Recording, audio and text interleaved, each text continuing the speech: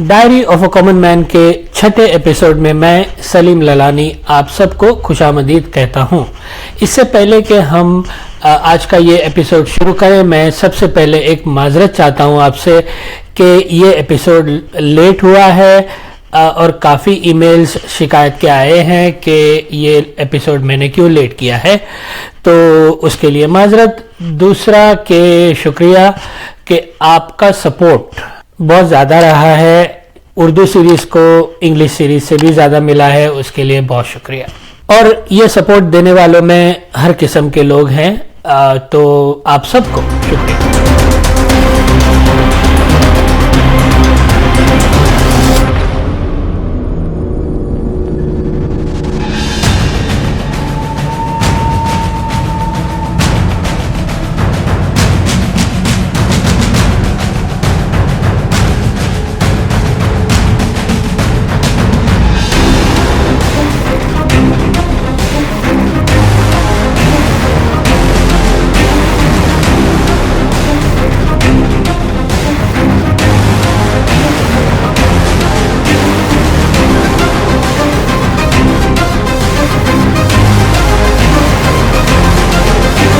पिछले हफ्ते हमने बात की थी इमाम सुल्तान मोहम्मद शाह की पर्सनल जिंदगी के बारे में। आज हम उनकी पॉलिटिकल जिंदगी के बारे में मुख्तसरन बात करेंगे और उसके बाद मुझे एक दो बातें आपसे कहनी है जो मैं आपसे करूंगा। पॉलिटिकल जिंदगी, सियासी जिंदगी, इनकी हम तीन हिस्सों में तकसीम करेंगे।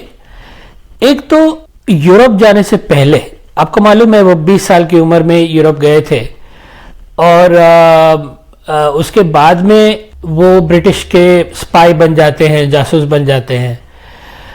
और उसके बाद में जो है कि जब तक वर्ल्ड वॉर खत्म नहीं होती है तब तक वो ब्रिटिश के जासूस रहते हैं और उसके बाद में वो जॉब उनका चला जाता है और ब्रिटिश उनसे नाता तोड़ तो नहीं देती है लेकिन उनको साइडलाइन कर देती है। तो उसके बाद वाली जिंदगी के बारे में थोड़ी बातें करेंगे। तो सबसे पहले हम शुरू करते हैं कि इंडिया में जब वो बहुत ही यंग थे तब उन्होंने एक मुस्लिम डेलीगेशन को लीड किया था। कुछ मुसलमानों को शिकायत थी तो वो उन्होंने गवर्नमेंट के पास उन्होंने वो डेलीगेशन वो लेके गए शिमला में और वहाँ पर वो शिकायत लगाई थी। लेकिन मुसलमान लीडर्स थे उस जमाने के, उन्होंने इस बात को एक्सेप्ट नहीं किया, गवारा नहीं किया, क्योंकि उन्होंने कहा कि आगा खान को किसी ने अपॉइंट नहीं किया है, वो खुद ही मुसलमान के लीडर बन गए। लेकिन एक वक्त ऐसा आता है कि जब मुसलमान उनको लीडर बनाते हैं, बल्कि ऑल इंडिया मुस्लिम लीग के प्रेसिडेंट बनते हैं, सदर बनते हैं। लेकिन ये सदारत जो है बहुत दिनों चलती नहीं है, क्योंकि वो मुसलमान के लिए काम नहीं करते हैं बल्कि ब्रिटिश के लिए काम करते हैं। ये बात जाहिर हो चुकी थी। उनकी बातों में, उनकी जो उनके काम थे उसमें काफ़ी झलकियां आती थी कि ये मुसलमानों के लिए काम नहीं करते हैं और इसीलिए उनको रिज़ाइन करना पड़ा। वो ऐसे तो खुशी खुशी उन्होंने रिज़ाइन नहीं किया। अनफॉर्चुनेटली बदकिस्मती की बात यह है कि दंगे हुए, दंगे में कुछ आगा खान के मुरीद मारे गए और जब वो उन्होंने देखा कि मेरे मुरीद मारे गए तब जाके उन्होंने रेजिग्नेशन दिया, अपना इस्तीफा दिया। अब जो हम चलते हैं कि उनकी एक और कामयाबी ये रही कि वो पॉलिटिकल बेसिस पे उस ज़माने, आज जैसे यूनाइटेड नेशन है उस तरीके से उस ज़माने में लीग ऑफ नेशन था। लीग ऑफ नेशन, ऐसा लोग कहते हैं कि बहुत ही वीक ऑर्गेनाइजेशन था, मतलब कि उसकी कोई मानता नहीं था, ऐसे ही मतलब उसको बना दिया गया था। तो उसकी सदारत भी थोड़े वक्त के लिए सुल्तान मोहम्मद शाह ने की थी। ये उनकी करियर का हाईलाइट था, पॉलिटिकल करियर का। तो उसके अलावा हम बात करेंगे आज उनकी रिलेशनशिप जो ब्रिटिश से थी और ब्रिटिश ने उनसे क्या काम करवाए, उसकी बात हम आज करेंगे। तो हुआ ये कि पिछले हफ्ते हमने डिस्कस किया था कि ब्रिटेन को एक जासूस की ज़रूरत थी, और वो जासूस जो है वो सुल्तान मोहम्मद शाह उसकी प्रोफाइल को बिल्कुल फिट करते थे, उनको जैसा आदमी चाहिए था बिल्कुल कस्टम मेड ऐसा ही आदमी मिला कि जो अक्लमंद हो, जो पढ़ा लिखा हो, जो अंग्रेजी भी बोलता हो, जो जो जो इंडियन भी बोलता हो, उर्दू वगैरह हिंदी वगैरह, और जिसकी आंखों में सितारे हो, उसको बहुत बड़ा आदमी बनना हो। तो ऐसा आदमी जो है उनको चाहिए था, और वो सारी चीज़ें उनको मिली सुल्तान मोहम्मद शाह में। इतना हद तक का मिला कि उनकी सोच जो थी वो अंग्रेज थी। तो ये हुई सुल्तान मोहम्मद शाह की बात, तो उन्होंने लेकर उनको जासूस बनाया और उन्होंने खुशी खुशी इस काम को एक्सेप्ट किया। अब ये काम को एक्सेप्ट करना ये क्या चीज है, ये आप 2 मिनट के लिए सोचिए कि आप जो है कि अपने भाई बहन के खिलाफ काम कर रहे हो। इंडिया में जो आपके भाई बहन हैं उसमें चलो हिंदू को तो जाने ही दो, लेकिन मुसलमान की बहुत बड़ी तादाद है, उसके खिलाफ आप काम कर रहे हो, है ना। तो उन्होंने ब्रिटिश का साथ दिया, और यहां पर ये सारे जो है इंडियन स्ट्रगल वाले, ओके, खान अब्दुल गफार खान, जिन्ना साहब भी शुरू में बहुत ही ज़्यादा इंडियन थे, बाद में 1940 के बाद वो उन्होंने मांग उठाई पाकिस्तान की, लेकिन पहले तो उनके करियर में तकरीबन उनका जो करियर था उसमें वो स्ट्रॉन्ग इंडियन नेशनलिस्ट थे। और दूसरे हिंदू जो फ्रीडम फाइटर्स थे जिन्होंने खून बहाया अपना, उनको छोड़कर ये आदमी ने हाथ मिलाए ब्रिटिश के साथ। अब सबसे पहला जॉब जासूसी वाला उनको वैसे तो अंदर अंदर कितने उन्होंने किए होंगे, कहाँ की बात कहाँ लगाई होगी ये तो वो अल्लाह ही जाने और ब्रिटिश जाने, लेकिन एक बात तो रिकॉर्ड पे है जो मैं आपसे कहूँगा, जिसका आप पढ़ सकते हो अगर आपको पढ़ना है तो सबसे पहला जॉब उनको मिला खिलाफत मूवमेंट का। अब खिलाफत मूवमेंट जो है वो कुछ लोगों ने सुना होगा, कुछ ने नहीं सुना होगा शायद, तो मैं आपको थोड़ी सी उसकी खिलाफत मूवमेंट की स्टोरी सुना देता हूँ। तो हुआ ये है कि आपको मालूम है कि इस्लाम में एक खलीफ होता है कि जो इस्लामिक स्टेट को चलाता है। रसूलुल्लाह के गुजर जाने के बाद खलीफ को चुना गया। पहले खलीफ आपको मालूम है हजरत अबू बकर थे, और उनके बाद जो है कि और 3 आए कि जो राशिदुल खलीफ के नाम से हम जानते हैं कि जो जेन्यून सच्चे जो खलीफ थे उनको कहा जाता है, सिर्फ 4। उसके बाद में मौला अली आखिरी राशिदुल खलीफ थे, और उनके बाद में जितने भी खलीफ हुए वो राशिदुल खलीफ नहीं थे। तो अब जाके ये खिलाफत का सिलसिला शुरू होता है अरबस्तान से लेकर, वो ख़त्म होता है टर्की में। अरबस्तान में आज से 1400 साल पहले ये सिलसिला शुरू हुआ, टर्की में 1929 में ये ख़त्म हुआ कि जब अब्दुल मजीद जो आखिरी खलीफ थे इस्लाम के, उनको डिपोज किया गया, और उनको डिपोज करने में सबसे बड़ा हाथ ब्रिटिश का था। अब ये खिलाफत मूवमेंट को, खलीफ को डिपोज करना है, इसको ख़त्म करना है, ब्रिटिश को इतना इंटरेस्ट क्यों? कोई खिलाफत कर रहा है, करे, क्या फ़र्क पड़ता है?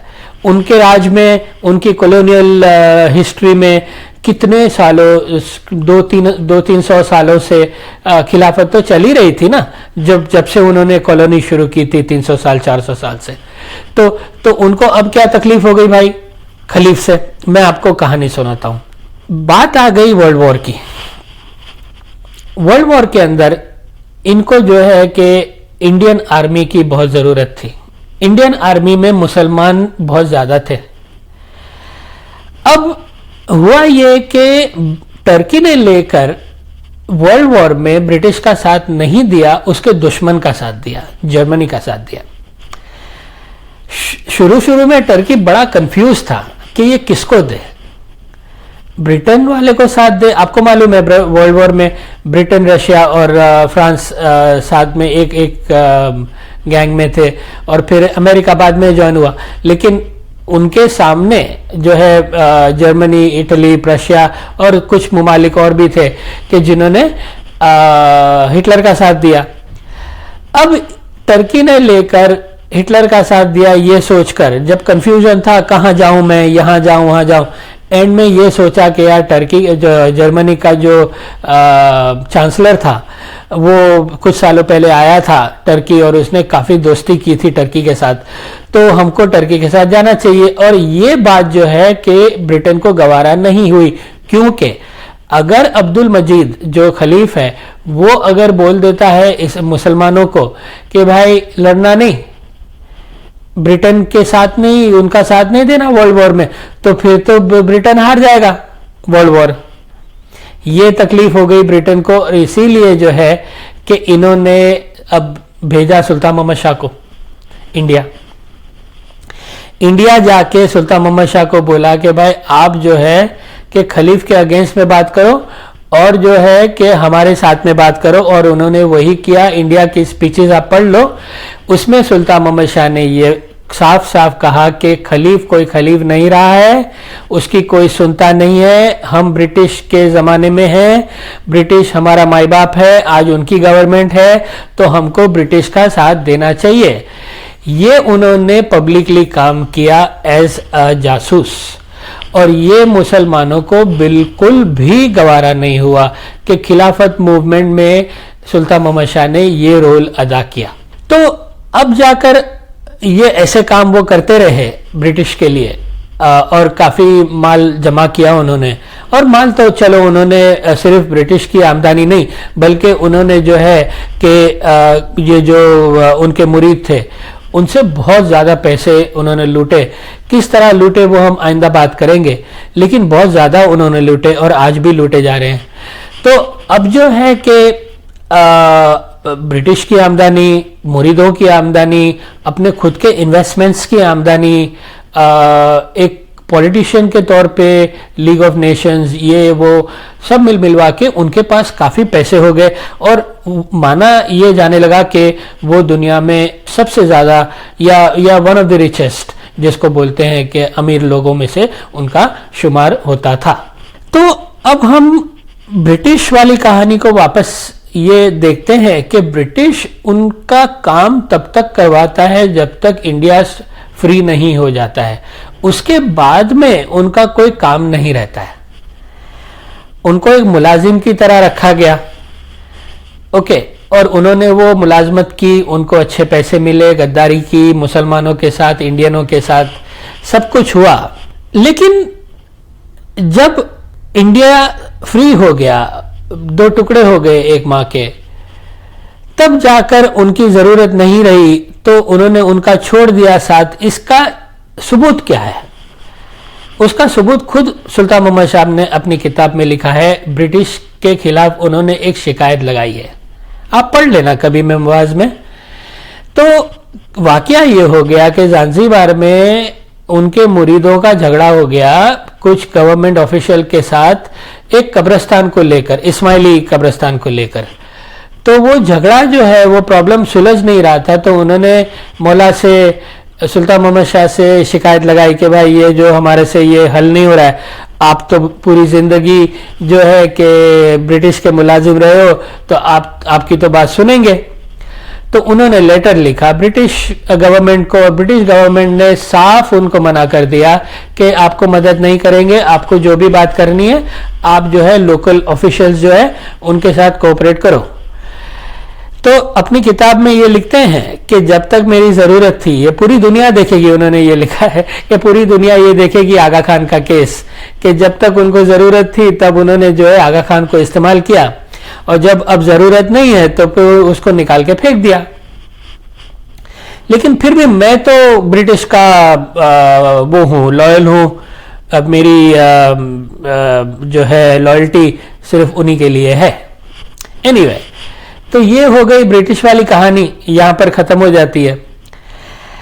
लेकिन एक बात और पॉलिटिकल पॉइंट ऑफ व्यू से मुझे अभी याद आई, तो मैं आपको बताता हूं कि पाकिस्तान के अंदर मीडिया में ऐसी रिपोर्ट्स आती हैं कि जिसमें रिपोर्टर्स टीवी पे ये सारी रिपोर्ट देते हैं कि आगा खान साहब हमारे बानी थे पाकिस्तान के।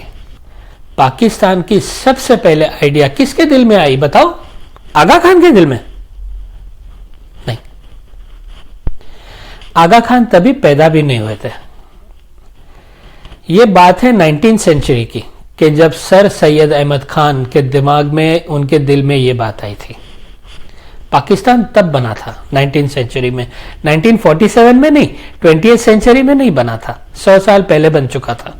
और वो कैसे बना था उसकी भी मैं कहानी आपको सुनाता हूं। सर सैयद एक लॉयर थे इंडिया में, लेकिन ब्रिटिश ख्यालात, ब्रिटिश रहन सहन, लेकिन एक बात उनमें बहुत अच्छी थी कि वो इंडियन नेशनलिस्ट थे। हिंदू मुसलमान को कभी उन्होंने अलग नहीं समझा, माफ करना, कभी नहीं, ये गलत बोला, बाद में उन्होंने समझा, शुरू में उन्होंने नहीं समझा। उनकी स्पीचेस, उनके काम को आप देखो, हमेशा उन्होंने हिंदू मुस्लिम भाई भाई का नारा लगाया। लेकिन एक वाकया हुआ कि जिसकी वजह से आज जो खून खराबा, आज जो नफरत आपको नजर आती है इंडिया पाकिस्तान में, ये यहां से ये कहानी शुरू होती है। कहानी कैसे हुई आप देखो। ये नॉर्थ इंडिया में ब्रिटिश के जमाने में ऑफिशियल लैंग्वेज थी पर्शियन, फारसी। प्रेशर गवर्नमेंट पे ये आया कि फारसी अब निकालो और जो है कि इंडियन लैंग्वेज डालो। ब्रिटिश ने लेकर उर्दू लैंग्वेज डाल दी ऑफिशियल। अब ये उन्होंने एक साजिश के तौर पे किया, डिवाइड एंड रूल के हिसाब से, कि उन्होंने एक इनोसेंटली उर्दू को डाल दिया। लेकिन जब उर्दू ऑफिशियल लैंग्वेज बन गई नॉर्थ इंडिया में, तो जो वहां हिंदू थे उनको ये बिल्कुल भी गवारा नहीं हुआ। वो कहते हैं कि भाई ये हिंदुस्तान है, और वैसे भी इस्लाम की जबान कहां उर्दू है, वो तो अरबी है, तो आप ये क्या कर रहे हो। 5000 साल हुए भाई, ये मुल्क हिंदुस्तान है। अब यहां से लेके झगड़े शुरू हो गए, फसाद हो गए जबान को लेकर। मुसलमान बोलते हैं बराबर उर्दू है, और हिंदू वाले बोलते हैं कि भाई हिंदी होनी चाहिए। अब यहां पर झगड़े हुए, कुछ खून बहा। अब जो है कि सर सैयद ने अपना ख्याल बदल लिया। उन्होंने ये किया कि उन्होंने ये सोचा कि भाई हिंदू मुसलमान एक लोग नहीं है, ये अलग है। इन्होंने दीवार खड़ी कर दी कि भाई इनकी सोच अलग है, इनका मजहब अलग है। ये हिंदू लोग जो है ये भगवान को मानते हैं, इस्लाम में एक अल्लाह होता है, हिंदू का रहन सहन ये है, ख्यालात ये वगैरह वगैरह, ये सब उन्होंने बोला। और उन्होंने सिर्फ ये बात बोली नहीं, उन्होंने काम किया। काम ये किया कि सबसे पहले उन्होंने ऑल इंडिया मुस्लिम लीग की एस्टैब्लिशमेंट की, उसके बाद में अलीगढ़ यूनिवर्सिटी की एस्टैब्लिशमेंट की। ये दो बड़े काम उन्होंने किए अपने गुजरने से पहले। और आपको मालूम है कि अलीगढ़ यूनिवर्सिटी जो है वो पाकिस्तान की क्रिएशन का एक सेंटर बन गया, और वहां से पाकिस्तान का जन्म हुआ, उसकी पैदाइश हुई अलीगढ़ यूनिवर्सिटी से। हाँ, यहां पर जो है कि आगा खान जो सुल्तान मोहम्मद शाह थे, उन्होंने चंदा इकट्ठा किया अलीगढ़ यूनिवर्सिटी के लिए। उन्होंने खुद जो है कि बड़े पैसे दिए डोनेशन में, और उन्होंने दोस्त और दुश्मन दोनों से चंदा इकट्ठा किया। यह था कंट्रीब्यूशन पाकिस्तान के बनने में आगा खान का, उसके अलावा कुछ भी नहीं था। हाँ, ब्रिटिश के साथ उन्होंने मिलकर जो जासूसी वाला काम किया इंडिया को तोड़ने में, वो अलग बात है। अब अगले हफ्ते हम जो बात करने वाले हैं उसके अंदर हम ये है कि बात करेंगे सुल्तान मोहम्मद शाह को। मैं इंग्लिश सीरीज में एक मैंने उनको टाइटल दिया है, उसका नाम है जीनियस।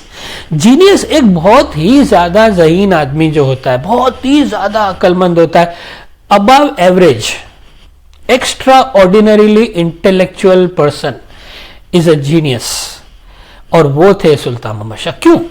क्योंकि उन्होंने एक सिस्टम बनाई जिसको हम आगा खानी सिस्टम बोलते हैं। उनके पहले न ऐसी सिस्टम बनी है और न अभी है आगा खानी सिस्टम के अलावा। यह सिस्टम कितनी पावरफुल है, बल्कि मैं प्रिजन कहूंगा, एक जेल खाना है, वो कितना स्ट्रांग है, उसकी मैं आपको कहानी सुनाऊंगा अगले हफ्ते। लेकिन जाने से पहले आपको एक दो बातें करना चाहता हूं। पहली बात यह है कि हमको कुछ लोगों की ज़रूरत है।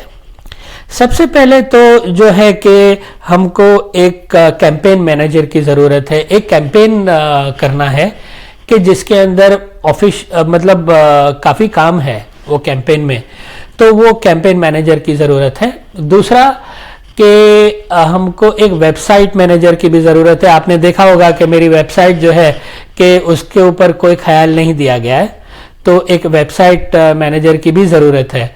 तो अगर आपको इंटरेस्ट हो इसमें, और तीसरा कि हमको एक ऑर्गेनाइजेशन हमने शुरू की है एनजीओ, ऑस्ट्रेलिया में भी एनजीओ में एक डायरेक्टर की ज़रूरत है। तो अगर आप डायरेक्टर बनना चाहते हो तो आप मुझे कांटेक्ट कीजिए, तो हम ये काम आगे बढ़ा सकते हैं। अगले हफ्ते हम फिर मिलेंगे एक दफ़ा। तब तक के लिए आप अपना ख्याल रखना। अल्लाह हाफ़िज़।